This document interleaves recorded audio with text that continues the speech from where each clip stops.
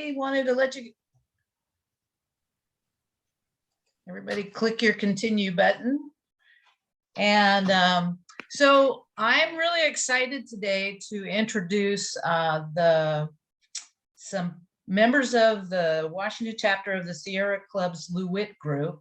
I became familiar with Don Stanky and his group in 2018, 2019, when they were working on getting a ban at the Port of Vancouver, and that was pretty exciting.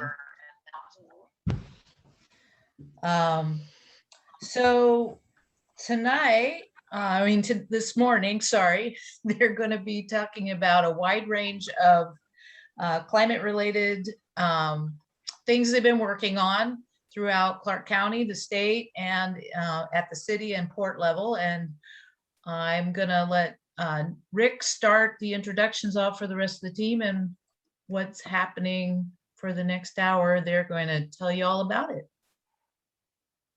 Okay, great. Well, thank you guys so much for inviting us to talk about climate issues. We're big fans of the work that the League does in supporting democracy and educating local citizens on candidate positions. Climate is this big, huge topic, and we really need everyone working on it right now, in whatever capacity you can. Hopefully we can answer some questions today and encourage you all to get more engaged. My name's Rick Marshall. I'm a Prairie High graduate, and I've worked on and off in energy efficient building for over 30 years. I've been working on climate issues for really the better part of 20 years. Along with me is Don and Alona Steinke, and I don't even know if they need an introduction at this point. But they've been working on climate and social justice issues for many decades. Dawn is a retired science teacher and Alona a retired nurse. These guys are amazing, and I really feel like they have done more to protect our community than anybody I know. Also, we have Peter Fells, a noted local attorney. Peter has done great work engaging with the city of Vancouver on planning, sustainability, and homeless issues. Recently, he's been bird dogging the slew of very large developments being proposed for Vancouver and Clark County. We work together on a volunteer task force focused on climate issues here in Southwest Washington. We meet, once a month. We're going to try to cover a lot of ground today, but a couple of main points that I hope we can leave you with is that it's so very important to get engaged at the local level, and really we need to focus on policies and not simply personal virtue. If you hear anything good today, it probably came from somebody else, and we'll make sure to leave you with a list of information sources. I put a bunch of some kind of basic climate information sources in the chat, and we'll make sure that gets to you via email as well. Okay, well, we have prepared a lot of material, but we're happy to tailor this hour to be as useful to you all as possible. And we're happy to field questions along the way, or spend more time in a particular area if you'd like. Just let us know. We have a written outline of our comments, and Don will send you a cleaned up copy. And make sure that you get on his email list. I'll probably say that a few times today, and he will as well. So it's a really good way of staying informed on what's going on locally. So Don's going to start us off with some quick words on climate science, the history of climate policy, and the problem with denial and delay. And then Alona will get into climate impacts and local health issues. So Don, if you're ready to go, we'll turn it over to you. Thank you, Rick. And I have to give Rick credit because he was leading the Beyond Coal Task Force before we got involved in 2012. And regarding climate science, I'll take 1 minute on climate science.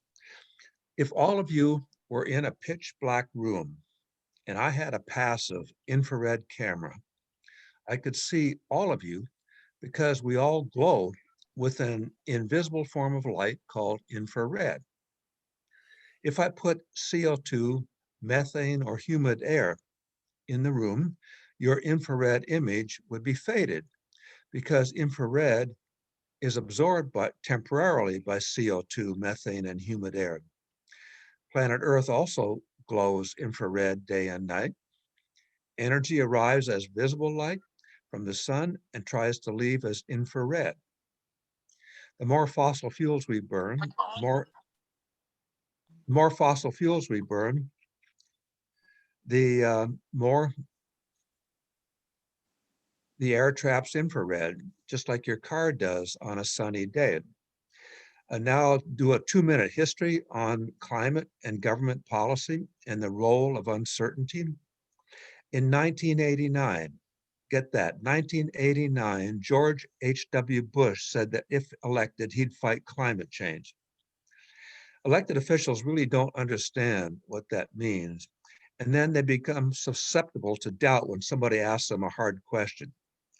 George W. Bush, when president, was persuaded by his advisors who said, let's do more science so we get it right.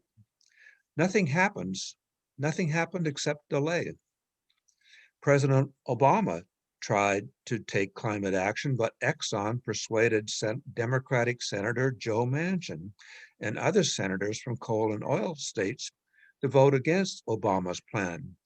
That's why we are working on the local level, because we don't think that Congress is likely to take action until it is too late, because there are too many senators from petrostates.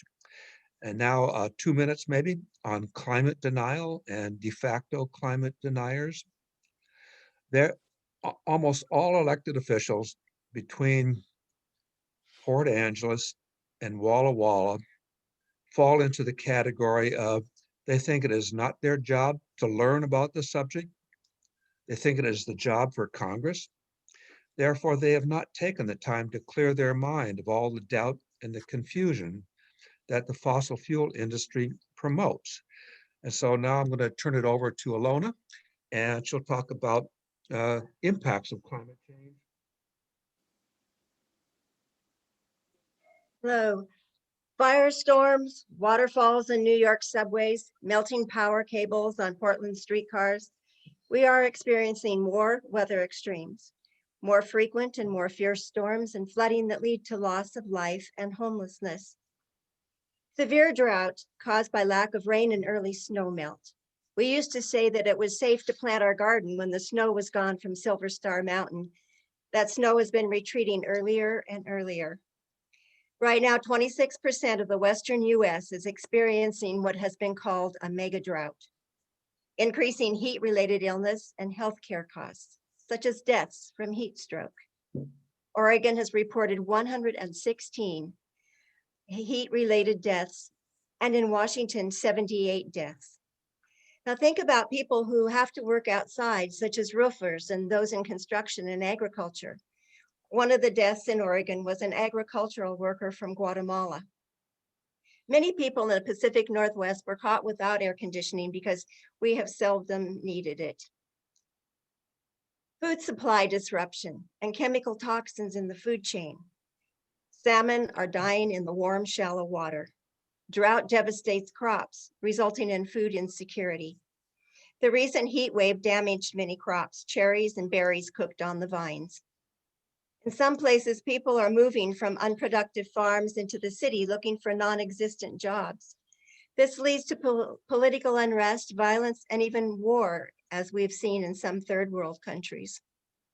The spread of infectious diseases such as Lyme, West Nile, and dengue fever, as well as the emergence of new pathogens. Lyme disease is now found throughout the US, and cases are increasing due to long, wet winters and a warmer climate. West Nile virus has been found in mosquitoes in Walla Walla County. Last year, 2 people in Washington had the disease. A small number of people can actually suffer permanent neurological effects or death.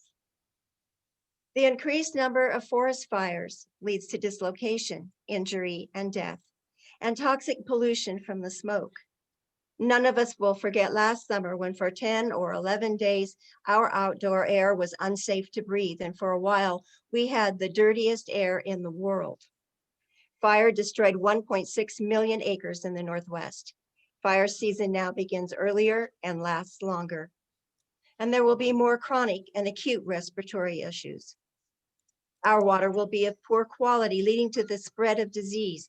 Warm lakes and streams will allow blooms of toxic algae. Coastal flooding from rising seas and high storm surge could overwhelm urban wastewater systems, exposing residents to waterborne pathogens. Our food will have lower nutritional value because increased atmospheric CO2 reduces concentrations of proteins and minerals in some plants, particularly in wheat and rice. I remember a former Port of Vancouver commissioner trying to argue that high levels of CO2 was good for plants. Rising sea levels are causing coastal communities to move to higher ground. The Quinault tribe has to relocate their village of Tahola uphill because they are flooded 3 or 4 times a year now. Their ancestors had lived there since time immemorial. But now approximately 700 people will have to be relocated. Moving the village is expected to cost about $60 million. There are 2 kinds of air pollutants, those that harm health and those that cause global warming, and both can kill you. Both types of pollutants come from the same source, the internal combustion engine. According to the World Health Organization, air pollution kills 7 million people worldwide annually, and about 1,100 of those deaths are in Washington state. In the US, 50 years after Congress passed the Clean Air Act, more than 45% of Americans still breathe unhealthy air. It still causes more than 60,000 premature deaths annually. That doesn't include the many thousands of people who died from COVID-19 because polluted air made them more vulnerable. Air pollution can weaken the immune system and inflame the airways. One Harvard study in 2017 found that even in places where the air met national standards, pollution was linked to higher death rates, concluding that the standard is not safe. Further research has shown that air pollution is harmful at much lower levels than once thought, and in many more ways. Dirty air is a complex mix of gases and particles. Diesel exhaust contains more than 40 toxic air pollutants. Some of these are nitrogen oxides, sulfur dioxide, and polycyclic aromatic hydrocarbons, or PAH. It also contains cancer-causing agents, including formaldehyde, benzene, and nickel. Air pollution affects nearly all the body's essential systems. It may cause about 20% of all deaths from strokes and coronary artery disease, triggering heart attacks and arrhythmias, congestive heart failure, and high blood pressure. It's linked to lung, bladder, colon, kidney, and stomach cancers, and to childhood leukemia. It harms kids' cognitive development and raises older people's risk of contracting dementia or dying of Parkinson's disease. It's been tied to diabetes, obesity, osteoporosis, decreased fertility, miscarriage, mood disorders, sleep apnea, and more. PM 2.5, the tiniest particles, are small enough to enter deep into the lungs and pass into the bloodstream, causing inflammation, resulting in heart attacks, strokes, and cancer. Because these particles can also enter the fetal placenta, they can cause neurodevelopment problems in children. This results in increased incidence of autism spectrum disorder, lowered IQ, and increased behavioral symptoms. The Washington State Department of Health, in cooperation with the University of Washington, has developed a health disparities map. And by the way, if you just Google Washington State Health Disparities Map, it comes right up. Based on this map, there are about 106 census tracts in Clark County. And of those, 40 are considered to have high health disparities. And most of those 40 are within the Vancouver city limits. To be considered high risk, residents had to be seen as vulnerable and also live near a freeway. Vulnerability was determined by such things as income and whether or not they had health insurance. Low income and communities of color suffer the consequences of climate change and air pollution the most. And they are more likely to live in areas with higher levels of outdoor air pollution. NOx Nitrogen oxides, a major source of harmful motor vehicle pollution, is also emitted by gas furnaces. Fossil gas in buildings is now the fastest growing source of carbon pollution in the state. Pollution in buildings in Washington accounts for more premature deaths annually than air pollution from any other sector, including industry and transportation. Fossil gas appliances like gas stoves, furnaces, gas water heaters, and dryers all contribute to harmful indoor air by emitting fine particulate matter, nitrous oxides, carbon monoxide, formaldehyde, and VOCs. If a developer plans to install a gas furnace or water heater, they should be required to also install wires along with the pipes to allow the owner to later convert to a heat pump if they so wish. It is imperative that we reduce emissions as much as we can and as quickly as possible. It's a matter of social justice as well as climate justice. Without climate justice, there will be no social justice, and vice versa. Great, thanks, Alona. I was just doing a quick time check. Any questions so far? Really, I mean, Alona nailed it. We got to get going right now. For some of us who've been working on this for a while, you know, we're not going to be able to stop climate change at this point, but that doesn't mean we shouldn't do anything. We have to work to make things less bad. You know, if the latest really heat wave, I mean, that should scare us all. That was unprecedented. And we need to get to work right now. You know, changing the way we generate electricity, heat and cool our buildings, fuel our vehicles. We can do those things, all those things differently, and we can actually save ourselves money and improve local air quality. You know, we have cost-effective technologies to make things better. It's really not a technical or an economic issue. It's an issue of shaking off the inertia, you know, embracing equitable change. And really, we need to reject the entrenched polluting interests. So I'm hoping I can get Peter to jump in here a little bit. Yeah, thanks, Rick. I want to add just a little something to Don's very brief history of climate change. You know, we had an oil embargo in the 1970s. Some of you may remember that. And people who were paying attention at that point, we learned about the importance of energy conservation. And we also started developing technologies for that. So a lot of these technologies that we talk about today really started in the 1970s. You know, people laughed at Jimmy Carter's sweaters when he turned down the thermostat and stayed warm with sweaters. But as soon as oil and gas became more plentiful because of the end of the oil embargo and then later new fracking technologies, our country returned to overconsumption of oil and gas. But some people have continued to try to conserve energy, recycle, and reduce consumption. And we really need to continue working in that vein. And of course, it's possible.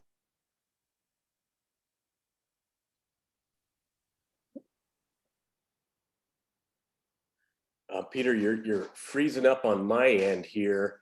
I think that might be a pitch for making sure we have broadband countywide.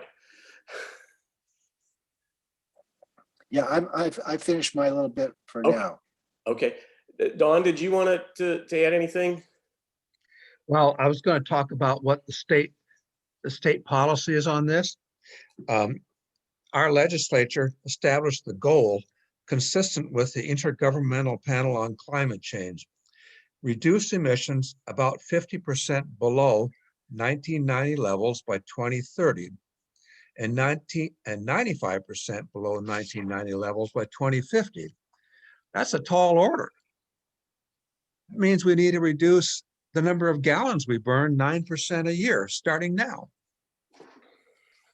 The state policies during the And then we have a lot of state policies to start implementing that. And during the last 3 years, our legislature passed the best suite of emissions reducing policies in the nation. That's quite remarkable. First of all, was the Clean Energy Transformation Act, which requires all utilities to be net zero on carbon pollution by 2030 and actually zero by 2045. The next bill is the Climate Commitment Act, which is a much improved version of California's cap and trade program. And lastly, we have the Clean Fuels Program, which will accelerate the transition to electric vehicles. All of those laws include within them multiple directives related to equity, and they include accountability and funding. So equity, accountability, and funding is built into those laws. For example, in the cap and trade program, the gas industry will be given free permits to pollute, but they must sell those permits at auction to other polluters who will be required to purchase permits to pollute. And the revenue raised will be earmarked to provide relief to low-income households affected by this policy. And the next on my list, I don't know, Rick, if I should go there right now, is the summary of where we are locally in the city of Vancouver and Clark County. Yeah, on Don, this. let me just cut you off for 1 second there. I think, yeah, let's do that. I'm seeing some questions starting to pop up in the chat, and that will actually answer one of them. And then maybe we could work through those questions real quick before we jump to another section. So yeah, please go on, Don. Okay. For 5 years, we have been pushing the city of Vancouver to develop a climate action plan. We are urging them to commit to complying with the state emissions reduction targets. We turned out first 15 people to city council, then 30, then 40 to speak in support of that. Finally, a year and a half ago, the city began the process. They hired Aaron Landy to help lead the effort, but he has many additional tasks to handle. He in turn hired a consulting firm to help. And they proposed 4 options to the city, and I'm a little bit disappointed that none of their options are in sync with the state targets. However, 2 of the options they proposed are better than the state targets, but so far the city hasn't chosen a commitment for any of those. We are disappointed that the city is taking too much time. It appears that they will not have passed a resolution declaring any commitments, even by the end of the year. And right now, we don't have any climate deniers on council. But after this election, we could have 2. Elected officials are not at all skilled at addressing climate change. And all it takes is one climate denier on council to raise doubt or to ask a question that they can't answer to derail all the other 6 council members. That's what happened for 8 years with Council Member Bill Turley on the council. However, the city is developing a climate action plan, so we're moving. And so I think, Rick, you are going to take up the next topic on candidates' positions on climate. Yeah, but let's backtrack just a bit, and I see some questions that I'd like to, and I'm able to read these in the chat. So in terms of what should folks do, what should an average citizen do? You know, in general, I think we're advocating get involved at the local level politically. I mean, as opposed to say trying to convert your house into a net zero house and just giving up your car and eating low carbon. Those are good things, and you should, especially if you want to be a climate messenger. But it's more important to be advocating for policies at the local level than it is worrying too much about your individual behavior. So I think it's important, where can you have the most impact? Are you familiar with your city? If you're not in the city, then maybe it's the county. If you're interested in port issues, we have 3 ports, or is it, are you passionate about the schools? Any one of these, I think you can have an impact. Okay, we handled the City of Vancouver's Climate Action Plan. Okay, now I'm starting to we're getting a lot of these. This one I think is important. Oh, and the drawdown book is very good, and there's an updated one, and there's a great website. So that's a fascinating read as well. But our analysis of the fossil fuel energy companies' advertising campaigns. Well, you know, they're based on the tobacco industry. I mean, they're horrible. Anybody else want to weigh in on that? Northwest Natural I'm very worried about that company. Their stock is tanking. They've got a lot of debt, and they're scrambling. There's somebody to be feared. There's a lot of good people that work there, but the company leadership it has not gotten the message. Anybody else? Well, the Northwest Natural Gas industry has actually sent a letter to all of their customers in Clark County, urging them to write letters to the city council opposing our efforts. They say there's a small group of activists trying to take away your choice of energy. And I'll talk a little bit more about gas later in my prepared remarks. Yeah, and just hey, let's make sure everybody keeps in mind. Let's talk about you know, councils in general, and not target any individuals. I think that'll keep this discussion going a little bit better. Okay, let's see. Do we have what? Sharon, is there any questions that are jumping out to you? I'm starting to get a little bit lost here. All right, so you got the drawdown, and I think you addressed Clark County PUD. What's their plan to comply with the Clean Energy Transition Act? No, we can talk a little bit about that, and I'm sure we'll touch on the PUD again in terms of talking about making a difference. I've been kind of bird dogging the PUD for the past few years as well. Dawn and Alona have as well. And they've got a busier schedule sometimes than I do, and so they can't hang around. I would say the majority of the time, I am the only member of the public there at the end of the meeting. And the reason I know that is I usually, Jim Malinowski gives me a little shout out. So, but basically you have a $500 million organization. It's a big business now that has very, very little public scrutiny or oversight.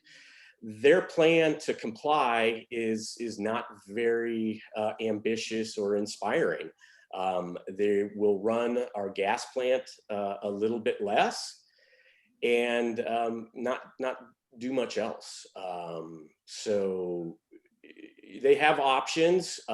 Staff has suggested stuff, but you know, that is a very, very cautious, insular, extremely well-run organization. So they're averse to change for a number of reasons, but they really could use some public pressure. I see a question about how would you address how land use planning impacts climate change? Peter? Well, yeah, I was going to address that a little later, but I talked about that now. I think there are a couple of things. First of all, density is the thing we want to emphasize with land use planning. And within this urban city limits, the biggest issue in Vancouver is single family residential zoning. In my opinion, that's a privilege that many of us have had for a long time, but we need to give it up. We need to get rid of single family residential so we can have density. It's not only because you has to have public transportation and transit and reduce carbon emissions from motor vehicle use. You know, they talk about 15 or 20-minute cities. People can walk from their homes or ride their bicycles from their homes to where they shop. That's great. But also, it increases affordability and equity if you have some multifamily mixed in to the neighborhoods. Outside of the urban zone, right now, Clark County is developing a housing options plan. We're going to include the link to their study, or you can look for the housing options study for Clark County by Googling it. And you can participate in that because they're trying to develop a plan right now. And again, we want to encourage more density, stick to the current urban growth areas, not expand out into the country or the forested areas. We're knocking down too much forest and ag land to put in housing. And unfortunately, that removes a lot of our carbon sinks. So it would be nice to keep urban density, and please participate in that. Also, for the city of Vancouver, they have a website called Be Heard Vancouver. A lot of the programs that they're doing, they ask for citizen input. And if you go to, again, you can Google Be Heard Vancouver, and there are a lot of ways you can participate in that, including one is their update to their current zoning. And I'll hand it back to you, Rick, at this point. Yeah, so there was a question, specifics. What would you like to see the PUD do? So real quick, and I can go too long on the PUD because it's sort of been area of focus, but they could take a serious look at countywide broadband. They can do that. They're not precluded from doing that, and that's really, it's a climate issue and an equity issue. I mean, people need broadband now to be full participants in our society, and from schooling to jobs to telemedicine. It's a great way that we can accomplish a lot of tasks, and they're resistant to taking on anything new. They need to be a little bit more ambitious. We haven't had a community. Can I Yeah. add something to that? Yeah. We've been advocating at the PUD for 2 years now, add staff, so that to implement more conservation programs. We waste half the energy we use, and there's many conservation opportunities that they are not taking advantage of, and they're going to need to do that because within 20 years they're going to inherit most of the business that currently goes to oil and gas companies. They're going to be powering our cars and heating up our homes with electric heat pumps, and they don't have the resources to do that. In the first place, they should get those resources in conservation. I think I'm the only person, pardon me for saying that, but very few people notice energy waste. Alona is so tired of me saying, I'll point out where a building is lit up where there's no need for it, and I'll complain about that. And she says, nothing I can do about it. So that's all over the place. And the commissioners at the PUD have run on platforms of conservation. Yet I asked them specifically on Facebook, what would you, he ran on conservation. What would you do? What conservation opportunities do you see? And he said, well, I'm not an expert in conservation. And even that's after a year of me asking them to start looking for opportunities. So there's a lot they need to be doing, and they are not doing far enough, although they do have some great staff working on the vehicle electrification, and they got a great program there started up. Thank you. Well, and just to finish up, so real quick, I mean, we haven't had a community solar project in 6 years. We need more local renewables for resiliency. They could help with building codes. And then the big one is, they know they have a problem with the River Road gas plant. It's a local polluting resource, and they run it simply for profit, not for any other reasons. We're not worrying about the localized health impacts or the carbon emissions. And kind of the ugly secret is that we make a lot of money. Our low rates are because of that plant, and not because we really need that power, but we're able to sell that power at a premium to California and the Southwest in the summer. So, you know, we're profiting, I guess, locally, but paying for it with our health. Rick, can I just Yeah. add real briefly on the power plant? I don't know, people may not be aware what you're talking about. There's a River Road gas generating plant that's operated by Clark PUD, and sometimes as much as 40% of our electricity comes from that, not from hydropower. And that plant is one of the 10th largest polluters in the state of Washington, according to the Washington Department of Ecology. And even though under one of the acts that Don mentioned earlier, they're supposed to decommission that plant, I think by 2040. I think they're basically planning on running it until the end, and then maybe by then they'll have figured out how to replace it. That's back to you. Yeah, and I pointed out to them, I think that they're actually putting ratepayers at a big risk, because I don't think there's any way the younger generations are going to allow that plant to function that long. So they're going to need to figure this out pretty soon. Okay, so I'm not seeing any other questions that we haven't hit. Peter, you had some good comments under our last section about Florida and the schools. Do you mind covering that real quick? I think that's worth covering. Okay. Yeah, thanks for talking about that.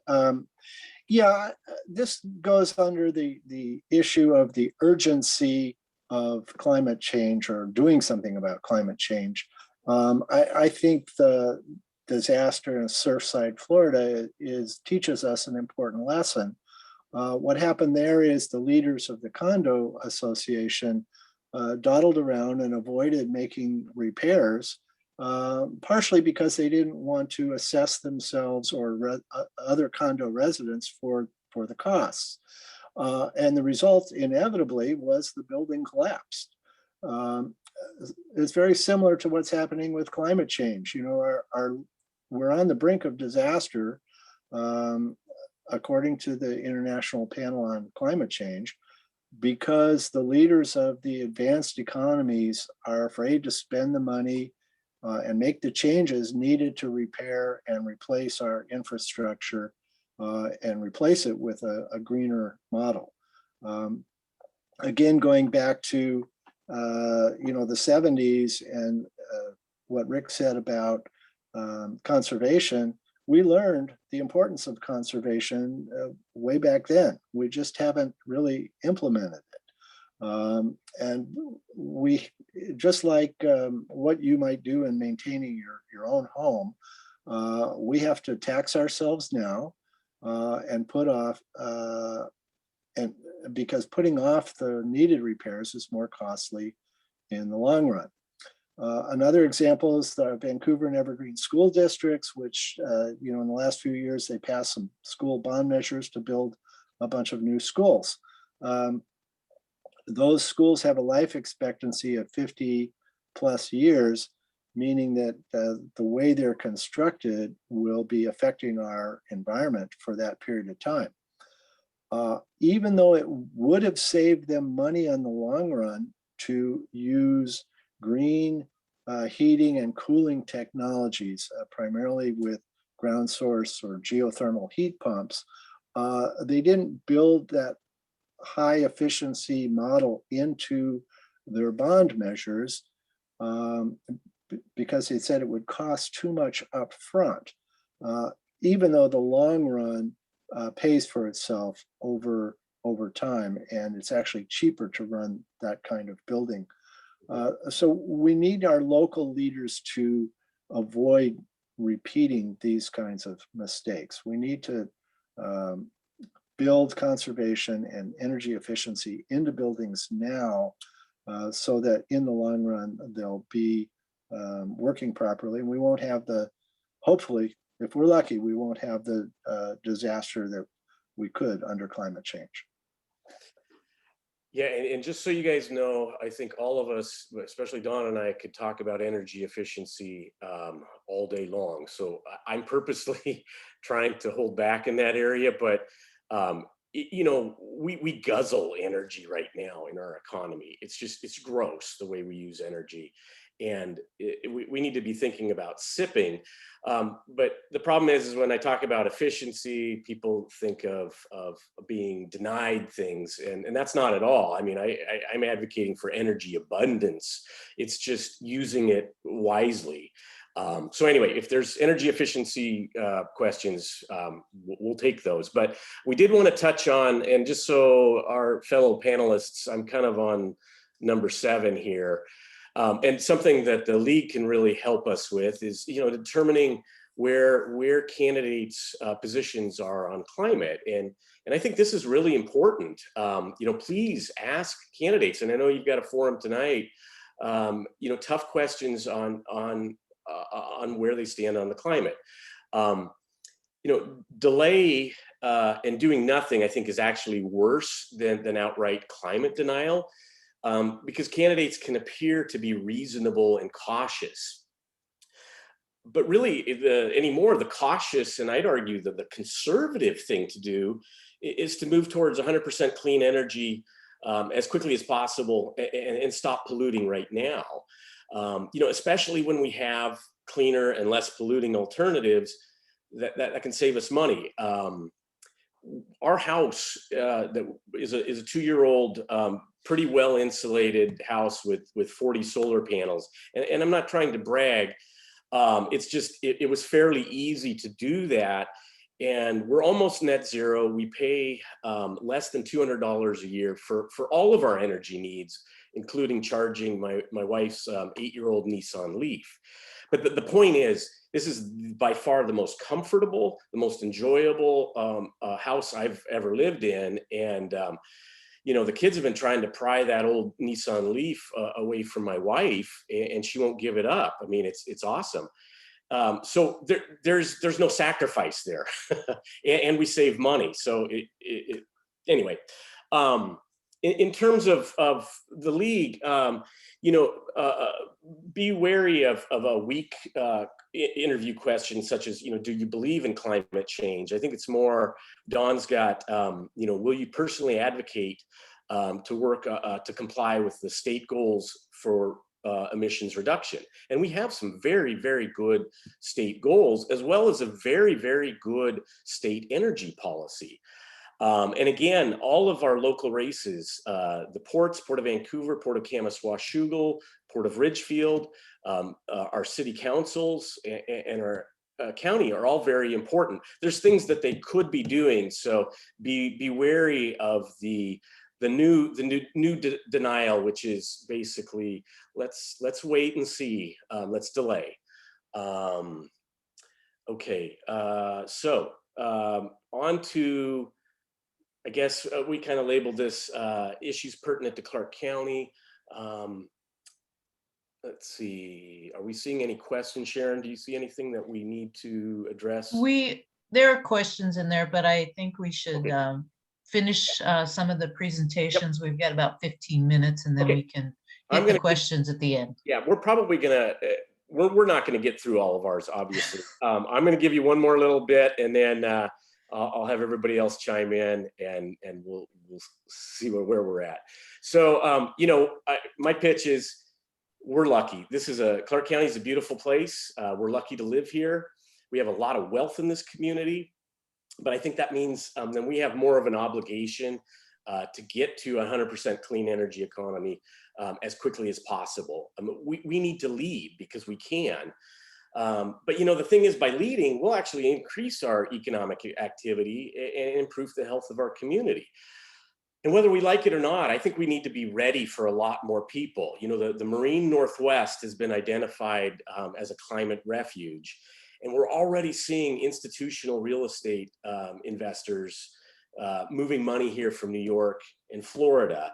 And I know personally a number of families that have moved from California here, citing wildfires and other climate concerns. So really the short game plan is basically clean up the grid here. And this is the same for everywhere, but clean up the grid, electrify our buildings, electrify our transportation.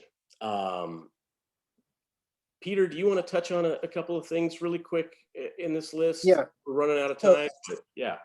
Real briefly, I just want to say, for every municipal organization, start the process by doing some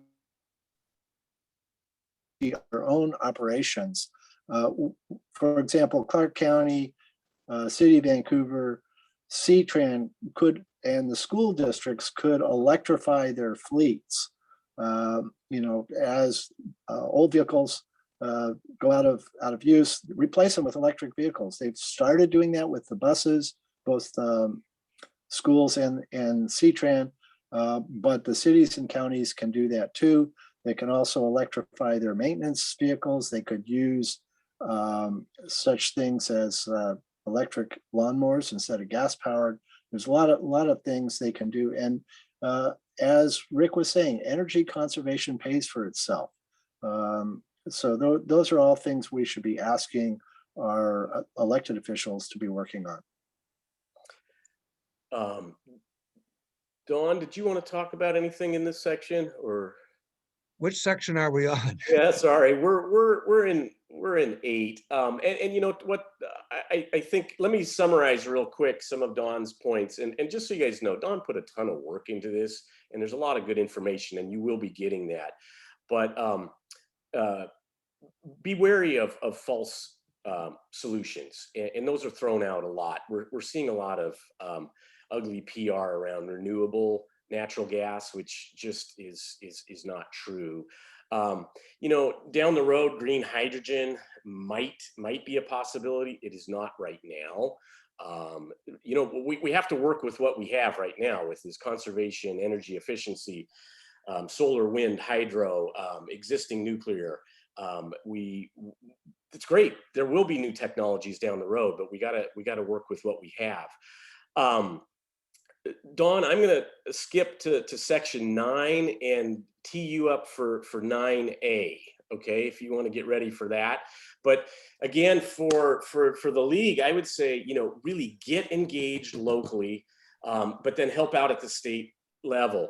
What we found is regular attendance at meetings is real important. You need to understand the players, you need to understand their constraints and their opportunities. And again, at the ports, we can work on broadband, community solar, car charging, clean energy businesses. At the PUD, broadband, solar, work on the gas plant. Cities, climate action plans, equitable local charging, building codes. The county, land use, charging, building codes. CTRAN, more electric buses, community solar on their buildings. Schools, don't let them build new buildings, as Peter mentioned. And then also climate education. And Dawn, so you had a nice paragraph here on 9A, and make sure to get on Dawn's email list. And my email address is in the chat. And the League of Women Voters provides an important service, but individuals can do much more. It's not enough to elect good people. They need to be supported. And without support, nothing happens. In fact, they need a push. It is highly unlikely that a city council member or a county council member or a school board member will ever lead unless it is clear that they have broad community support. I'm going to repeat that. It is highly unlikely that a city council member or a county council member or a school board member will ever lead unless it is clear that they have broad community support. And that's because the only way to provide that support is to be visible with a growing number of people showing up and speaking up. And educate yourself on the issues and how to lead a campaign. Elected officials have too many issues to deal with to be experts on any. You need to be an expert and share your knowledge with them. Senator Annette Cleveland has repeatedly said to me, don't assume I know what you know about the issues. Help me learn and recognize that all change will be opposed by special interests. The Northwest Natural Frack Gas Company sent a letter to all customers urging them to write to the city council members to oppose us. All change is opposed by special interests. That was it, Rick? Yeah, thank you, Don. So we'll wrap up. I have one more question. Do candidates, elected officials ever approach any of you to gather info and recommendations?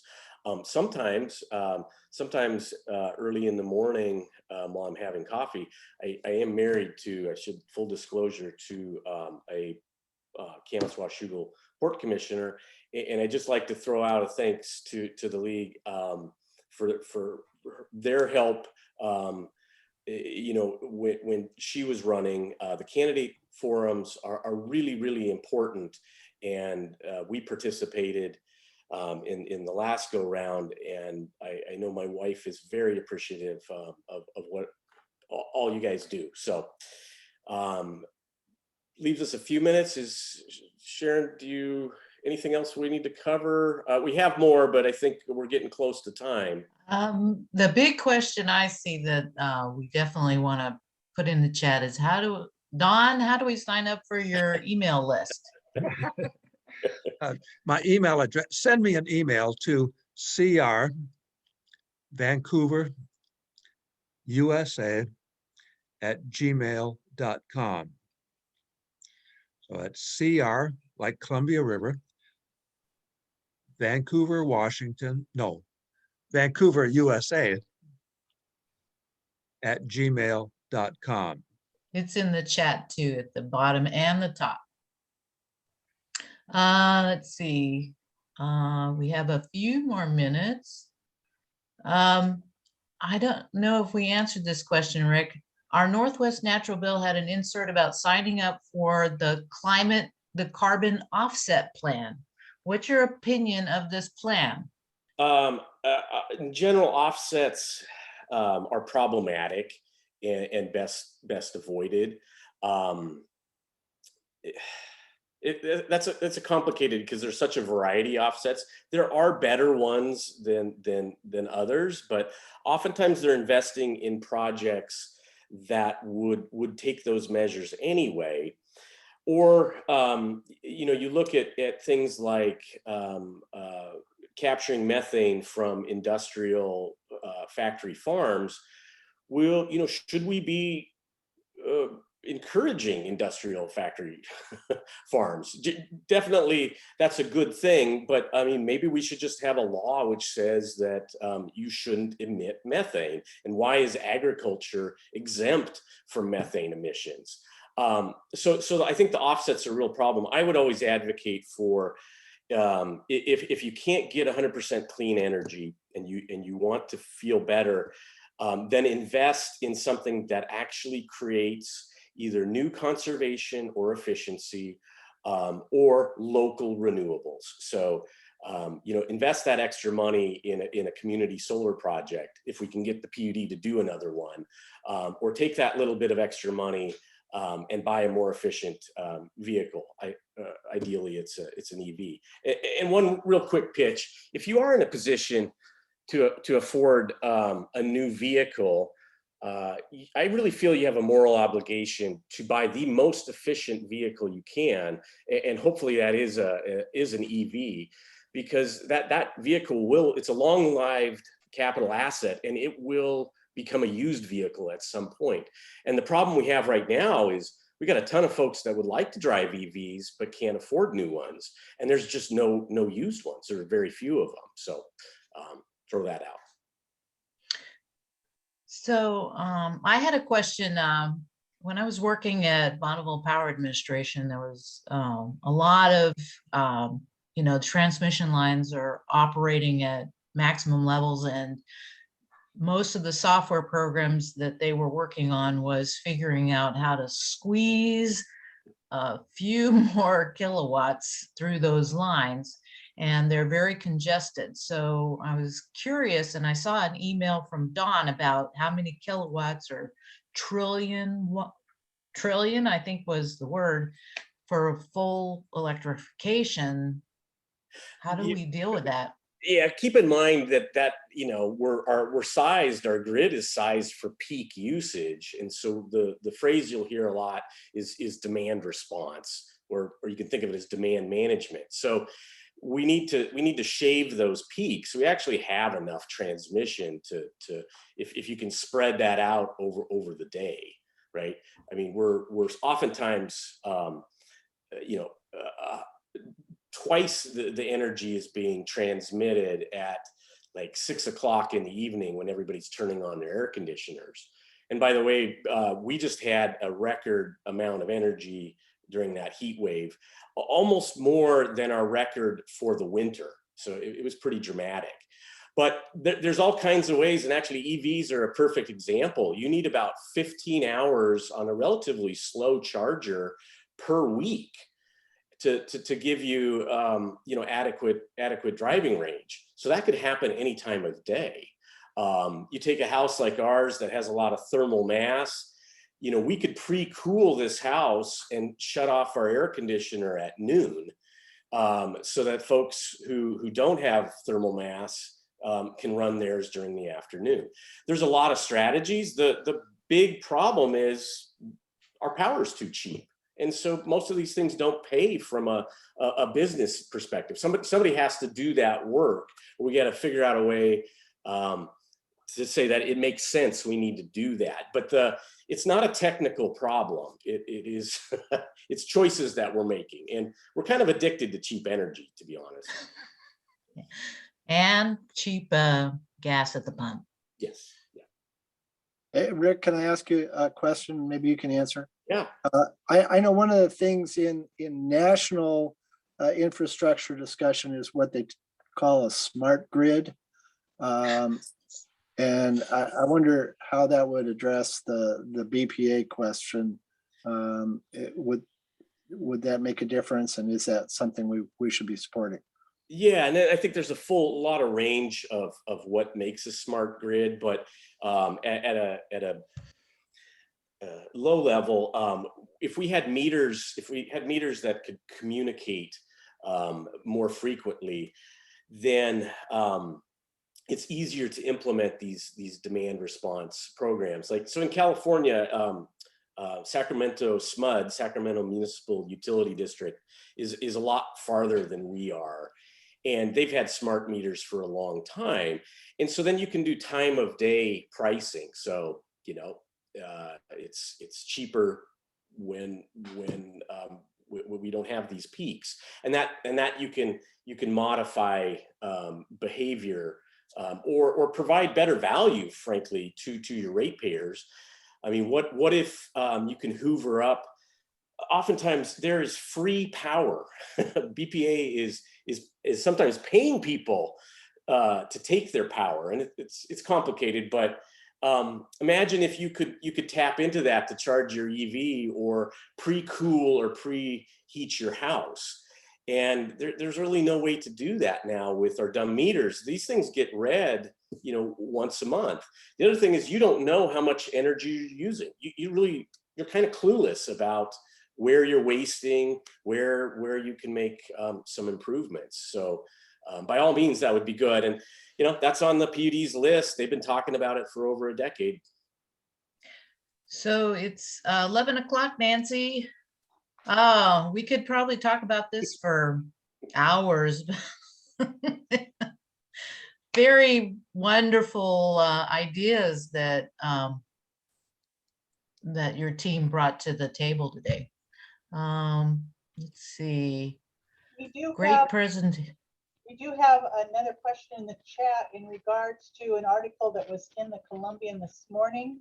And if you could just address that briefly, Rick. Or yeah, the burning garbage. Mhm. Well, I mean, we could talk about it technically, or we can talk about it politically.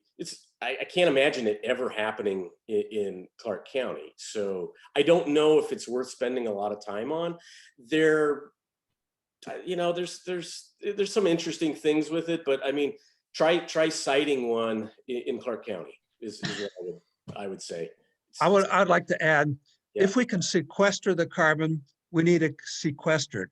Sequestering it in a landfill is as beneficial as keeping it in the ground in the first place. Instead of putting it into the air. So converting it to energy, in my opinion, we shouldn't be doing. We need to sequester it as long as nature will allow it to be sequestered. Yeah, there is one up, I think, is there one proposed for King County? Anyway, I agree. If, you know, in a dry landfill, that's probably a pretty good place for a lot of our carbon. And make sure you're pulling the organics out of there. You know, that should be composted or recycled. Shouldn't be putting organics in your garbage. All right. Thank you. Any last questions for our panelists? Thank you so much for your time. This has been extremely valuable. Are we seeing anything from anyone? I just thank yous. Thanks for all the comments from Teresa. Yeah. Yes, yes. I know I got a lot of really great ideas, and come the general election, there will probably be a little bit tougher questions on climate from our forums. Okay, all right. Well, thank you so much. I hand clap for you all for taking your time. And you're welcome to stay for the meeting. I know everybody has a really busy schedule, but you are welcome to stay. I'm going to leave, but I want to thank you for inviting us. Thank you, everybody. Yeah, thank you. All right. Okay. Thank you.